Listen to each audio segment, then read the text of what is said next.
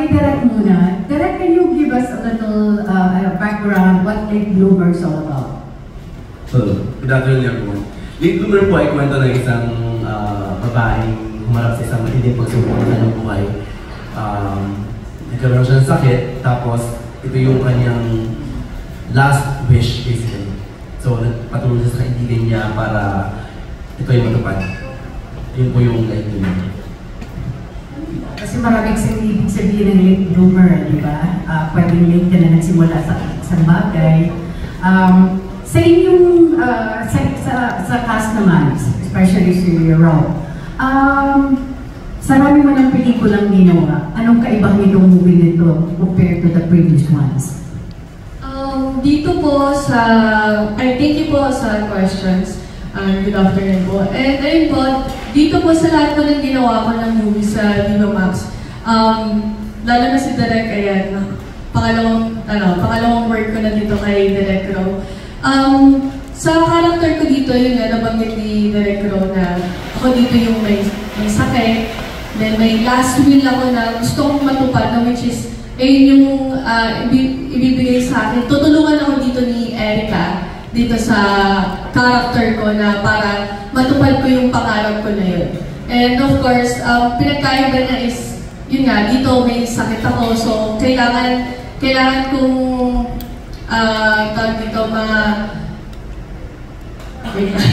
kailangan ko po dito ma-portray na may sakit ako, ganyan. Kasi compare naman po sa lahat sa mga movie na nagawa ko, wala naman po. Ayun.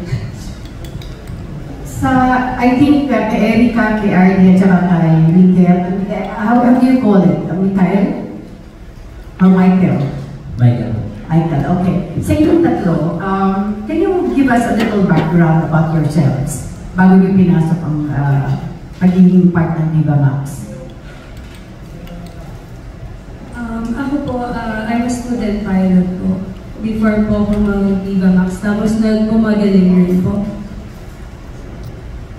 Student, college student, anong kinukuha mo? For training na po, student pilot po. Wow, okay. Ba't ko pinasok ang pagpapasexy? Childhood dream ko po talaga ang mag-realista. Matipid si Erica. Okay, si RD. RD, give us a little background about yourself. Yun din po, same po, model din po before.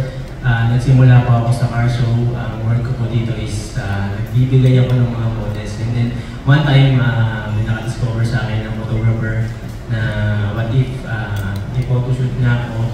And then after nun, sa GMA and then sa ABS, nakapag-shoot na rin ng mga teleserye. And then, may isang talent doon na nagpakilala sa akin si ang aking manager na si Jojo Biloso. At yun po, pinahalat naman po na makapasok dito. At yun nga po, dream ko rin po talaga na mag-artista. Thank you, si Michael. Isa po akong DJ at model. Hanggang ngayon, DJ at model pa rin naman po. Sorry. Can you take off your glasses para makita ka naman namin? Okay, thank you. Sige, go ahead. Alright. Isa po akong DJ, isa rin po akong model. Makikita niyo po ako, nagpa-perform po ako around Quezon and Laguna. Doon niyo po makikita ang tumutugtog. And bago po ako makapasok sa Viva Max is na-discover po ako, talent manager ko na si Tito Jojo Velosa. Tito, thank you po.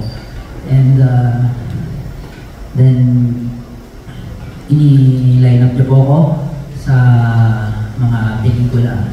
And ayun po ma'am. Nakalimutan niyo sabihin yung respective roles during the movie.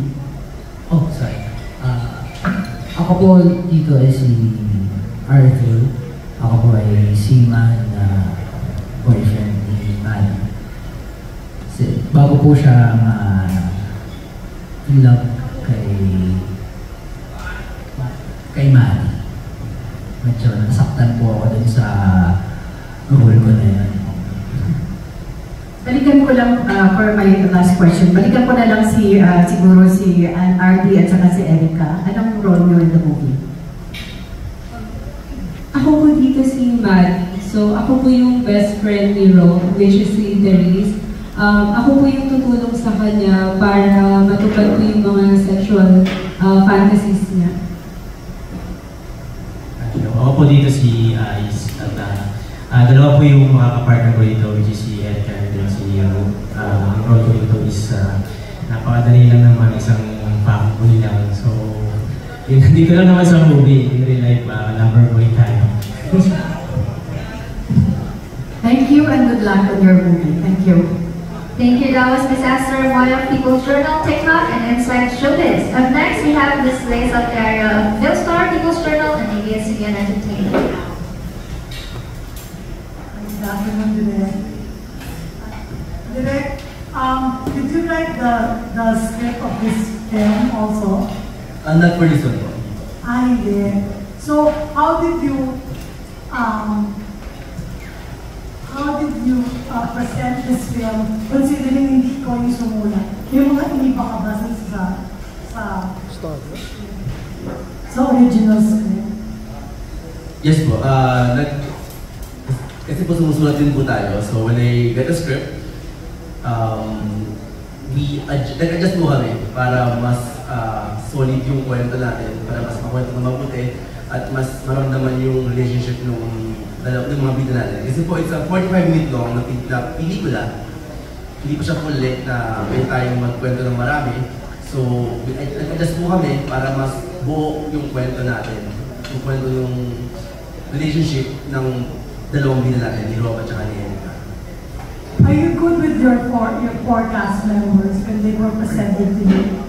Absolutely. Pumili po natin yung tayo pong pumili sa mga nandito. So after you got the script, you chose the characters? Opo, sila po yung napili natin. Kasi I believe in Rob. I mean, Rob is one of the, I feel na isa sa mga prime actress ng Viva Max. Ganda siya sa level nila, Angelica. And Erica Balagtasman po is I think na isa sa mga dapat abangan ng pelikula, sa pelikula ng Viva Max. Kasi she has the fresh face, tapos she can act din. So, and RD, of course, I work with RD po sa mga pelikula kami before, sa Punita Langit and Katas. And Michael din, nakatrabaho kami minsan. So, kailangan po sila yung team natin. Thanks. Can I ask the stars? Hello. Si Tita Astra, tinanong yung respective roles nyo. But, how did you feel when you were given those roles? Siyempre po nakakatuwa kasi siyempre, ayun, sinabi nga po ni Director na pinili niya po talaga kami dito para sa role na to. And of course, bago din naman namin pumunta kami sa shoot na yun, talagang inaral din namin yung script na yun. Kailangan niyo ba mag-workshop pa din? Hindi naman po kami nag-workshop. Thank you po. Same lang din po kay Ro. Siyempre po, sobrang thankful po kay Direk na pinili niyo po ako para sa role na to. Sa akin po, nanood po ako ng mga GL na movies para matuto po ako kung paano po gagawin kasi first time na po kasi na magkaroon ng GL. Like what? Kissing, lahat po. So talagang nagtulungan din kami dun sa eksena. Kasi yun nga, lalo na first time niya po. So parang medyo, hindi naman po sa nahirapan. Ano lang, kung paano namin magiging komportable sa isa't isa. Ikaw ba nagawa mo na yun, Rob? Sa movie po. Yes, oo. So ano yung dati ng GL na? Yung X-Deal po. Sa X-Deal 2. Nagkaroon din po ako ng mga GL. Tsaka sa mga ibang films din naman. So it's not new anymore. Kaya hinalip ko din po din si Eric. Thanks, Erica. Yes. Yun, same lang din po. Sobrang blessed. Siyempre, sa dami ng pagpipilian na artist, isa kami sa napili ni Direk Ro. Sobrang nagpapasalamat. Lalo na, siyempre, Hindi, kumbaga, siya yung tawid eh. Sa dami namin pwedeng pagpilian. Ito na yung pangatlong movie na ginawa ko kay Direk Ro at first movie din. So, sobrang nagpapasalamat ako kay Direk Ro. So, kaya mas gagalingan ko ako. Yes, Michael. Yes po. I felt happy po kasi para sa akin isa po itong oportunidad para maipakita ang talent ko sa acting. And syempre napakasaya po kasi isa po ako sa mga napili na casts. And natuwa po ako dahil maganda po yung nabigay sa akin na character. So, ayun po nga. Thank you po. Sorry, last question na lang. Sa cast din, hindi ba kayo nag-iisip na one day mag-mainstream din kayo after doing Viva Max films? Yes, oo naman po. Nagdi-dream din naman po kami na mapabilang din sa mainstream. Yun nga po, bali ito po, Viva Max is stepping stone lang din naman po namin to. Pero syempre, yung puso ko nandito pa rin sa Viva Max. Kung mabigyan ako ng pagkakataon na mapasok yung mainstream, mas okay po para sa amin. And ayun po. Actually, Rob is doing mainstream. Rob and Angelica. Yes meron po. silang pelikulang dapat abangan na directed by magaling na director natin si Direk Roman Perez. Sarihan po lalabas po dito. Abangan nyo.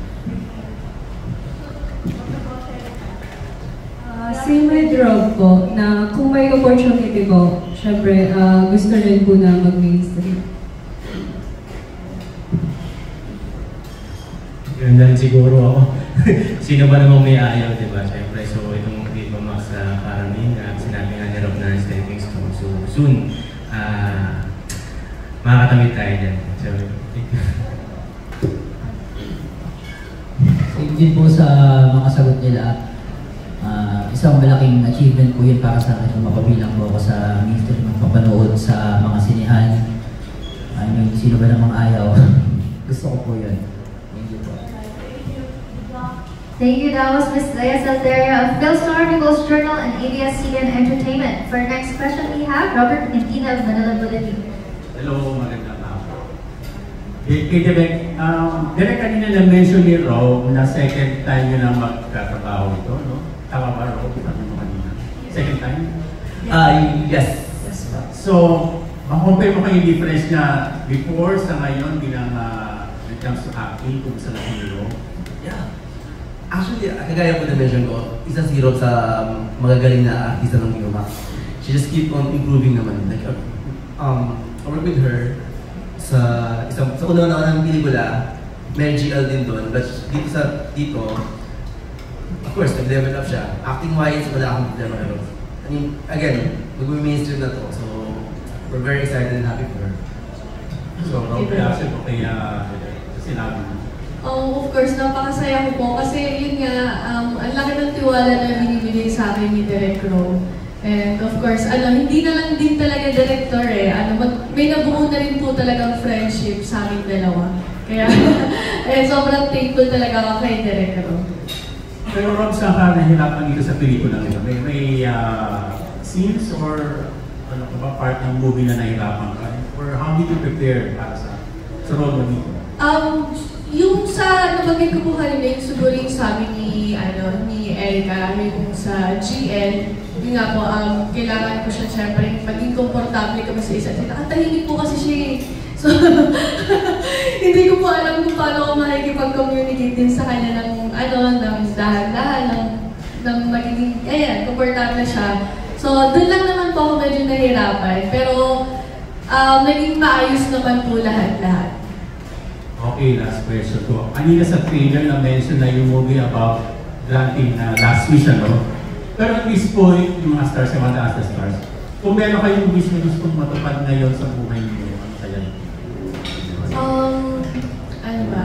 Siguro, ang akin lang naman maging successful ako, yung mabigay ko kung ano yung mga, lalo sa family ko, mabigay ko kung ano yung mga pangangailangan ng pamilya ko, and maging maayos lang po yung buhay.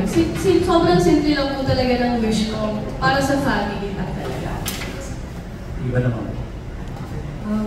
Maging financially stable po. Tapos sa studies ko po, sana yun po, matapos ko po yung training ko, ganun, and sa career din po. Anong like, nag-aaral ka pa? Opo. School? Nag-training po for, pilot po. And then?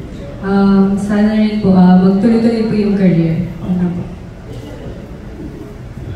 So, ganun din na sana maging successful someday and then mag-provide talaga ng continuous sa family. And then, syempre, sa career natin sana bumulusok. At yun, looking forward for more project with Direct Ro. Thank you so much po. May family ka na? Like, wala po. Single po. Bali sa family po. At least, immediate family? Immediate family? Yes po. May bigay ko po yung mga, yung mga dream nila sa akin, matupad ko po. Bilang anak. And si Michael? Good afternoon po. Ang pinaka-wish ko lang po sa buong buhay ko is pag dumating na yung panahon na matanda na ako, is maaalala ko na sa prime years ko, marami ako nagawa sa buhay ko, marami ako natulungan, marami ako na-inspire na mga kagaya kong tao. And nailabas ko lahat ng talento ko, yun lang. Si Derek pa pala. Wish, there's so many to mention, pero gusto ko na maging successful itong project namin yan. Salamat po.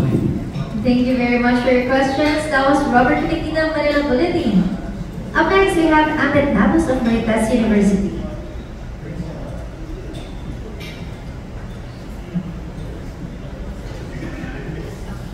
Hello po. Isang generic question para sa lahat. Nagkaroon na ba kayo ng experience sa buhay na masasabi ninyong late bloomer na kayo or late nyo ng experience sa parte ng buhay nyo? Kung wala, okay lang. Siguro pauna, Go. Siguro yung makapasok dito sa Viva Max. Siyempre, kailan na-establish is, I think 2020, pandemic days. So sana noon pa lang nakilala ko na yung manager ko na si Jojo Villa. So siguro mas, di ba, yung karoon natin mas okay na. So, pero siyempre, okay naman na kasi tuloy-tuloy naman na yung career, yung project na pinibigay sa akin. And then, siyempre, mas yun, sigarahin pa po natin para hindi tayo mapaya. Ayun, same with RB. Sana siguro na matagal na akong nakapasok din dito sa Viva. And of course, parang mas nahasa pa siguro yung mga iba pang talent na kaya mong gawin. Pero syempre, ano yan eh, panahon kasi yan eh, swertihan ng hindi kasi talaga. Okay.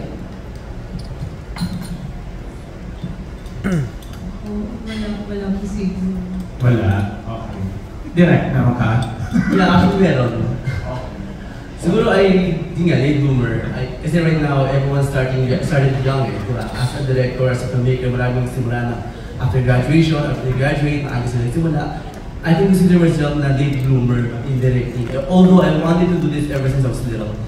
But wala, I partied way too much when I was younger. Medyo naglibaliw ako ng matagal bago ako nag-focus at gawin talaga ako ano gusto kong gawin, which is directing. I'm 38 years old and I started just now. So I can consider that late, but you know what? I'm going for it. Tuloy-tuloy na natin. Pero wala namang regrets? No regrets at all. I lived the life to the fullest and now I'm ready to go for more.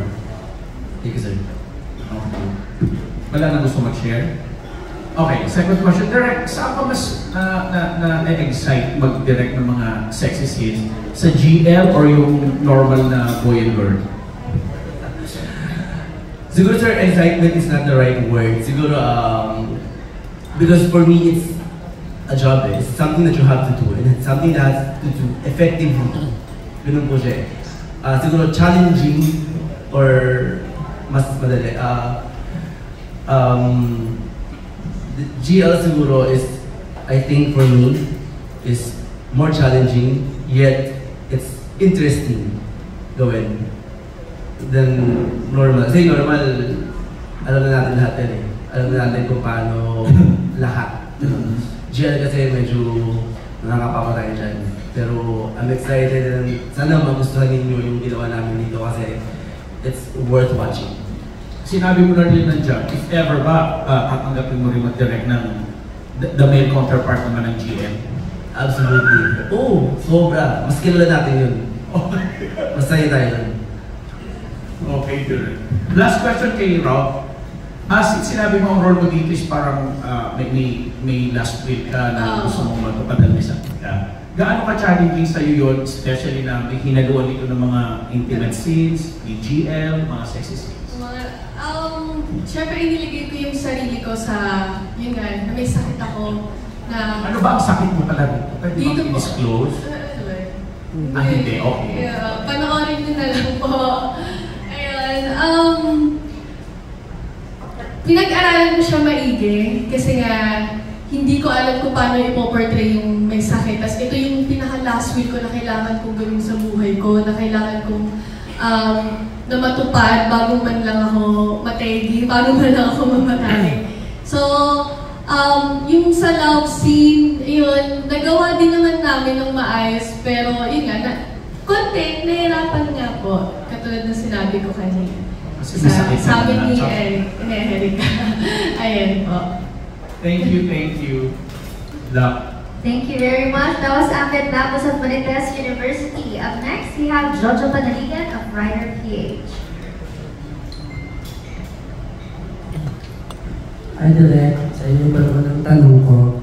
Marami na din namang mga sexy films na, well, may mga films na initially I dismissed as just a sexy film, but eventually would win awards, especially sa international festivals.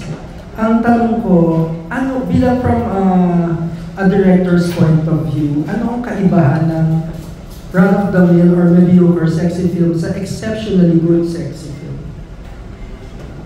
I think it's a story because content is king. Story is king. It's all about the story. Kahit gano'n ka-effective yung love scene or gano'n ka-tapang isang love scene, if the story is not there, I consider it run-of-the-mill. Pero kung may kwento siya, pinag-isipan, alam mo pinag-isipan siya, at isinunod siya ng maayos, pinakita ng maayos, maganda yung ginawa, masasabi mo sa exceptional. Ganun po tayo. Dito po sa Late Bloomer, ilang percent ang sexy? Dito po sa Late Bloomer, for a 45-minute movie, marami. Dahil kailangan. Thanks. Second question ko sa mga actors natin. What do you find sexy sa opposite or same sex na hindi nakikita sa mukha? Kung tanggalin na natin lahat ng mata, lips, what do you find sexy in the opposite and maybe even the same sex? You can start with Michael siguro. Siguro sa puso. Sige. Wow, okay. Sinasakit siguro mo sa puso. Sa nararamdaman niyo po, kung paano niyo po ipapakita? Siguro sa akin, siguro sa connection ng dalawa. So kung paano mo ayun nga, i-acting, and then iparamdam sa partner mo kung paano mo gawin yung isang eksena. Thank you. Erika? Same lang din po sa kanila. Puso rin po and connection. For me, it's chemistry. Thanks guys. Next, G. Thank you very much. That was Jojo